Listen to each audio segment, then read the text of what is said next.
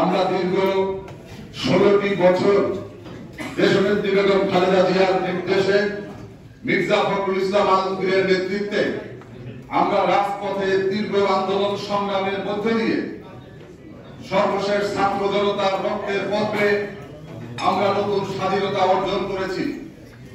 আমাদের আজকে নতুন বাংলাদেশের বয়স প্রায় 3 মাস হতে চলছে।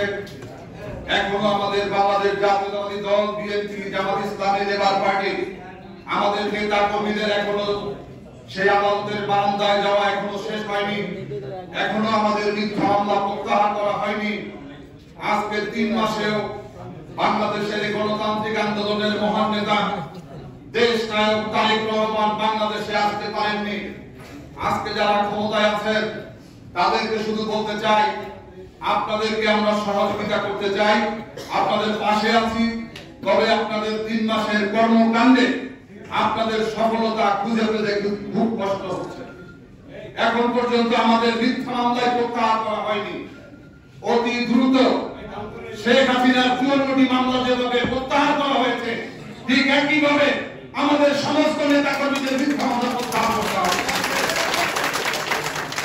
আজকে আমাদের দাবি অতি দ্রুত তারেক রহমানকে বাংলাদেশে ফিরিয়ে আনতে হবে।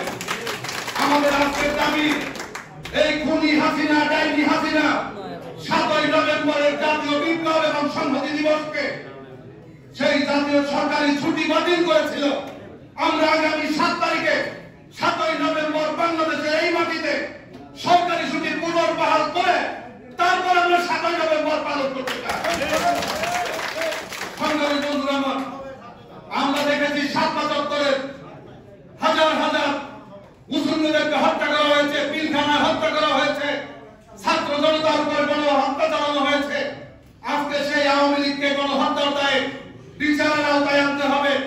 আমি ছাত্র নেতৃবৃন্দের উদ্দেশ্যে বলতে চাই, আপনাদের উচিত ছিল পরামর্শ করে, চিন্তা ভাবনা করে তারপরে আদালতে যাওয়া। আবার আদালত থেকে আপনারা ফিরে এসেছেন, এটাও কিন্তু আমাদের জন্য ভালো কথা হয়নি। আপনাদেরকে বুঝে শুনে তারপর পথ আগাতে হবে। আমরা জানি আপনারা পয়সা করুন, আপনাদের অনেক সিদ্ধান্তে অনেক সমস্যা হচ্ছে, আপনারা রাজনীতিবিদদের সহযোগিতা নিন। আজকে যারা সরকারে আছেন, আলী ইমাম মজুমদার একে গেল একটা প্রেতাত্মা, শেখ হাসিনার সুবিধাভোগী।